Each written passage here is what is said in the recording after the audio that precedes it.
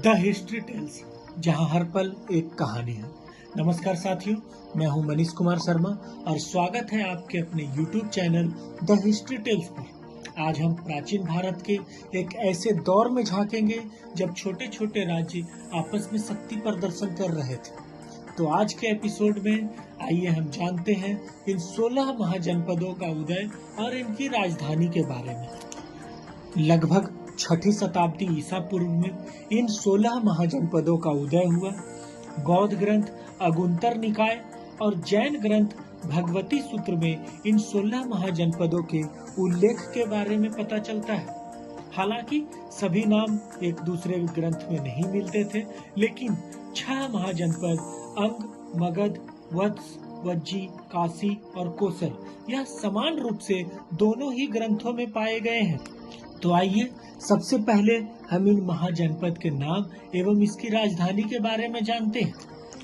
पहला महाजनपद काशी, इसकी राजधानी वाराणसी थी। दूसरा महाजनपद कोसल, जिसकी प्रारंभिक राजधानी श्रावस्ती और बाद में इसकी राजधानी अयोध्या हुई।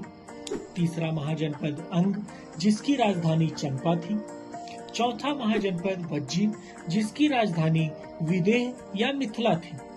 पांचवें महाजनपद में मल्ल, जिसकी राजधानी कुशीनारा या पावा थी। छठा महाजनपद चेदी, जिसकी राजधानी सुक्तिमती थी।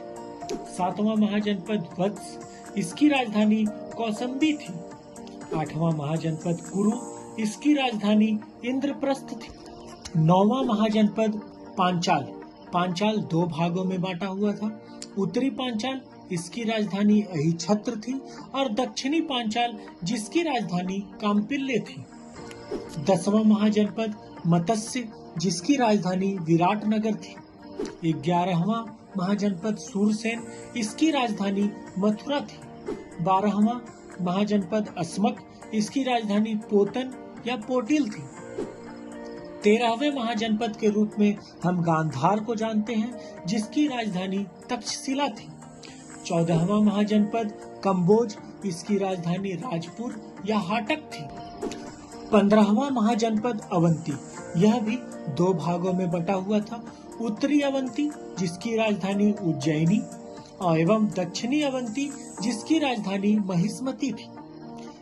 अंत में 16वां और सबसे शक्तिशाली महाजनपद मगध, जिसकी राजधानी सर्वप्रथम राजगृह और बाद में पाटलिपुत्र बनी।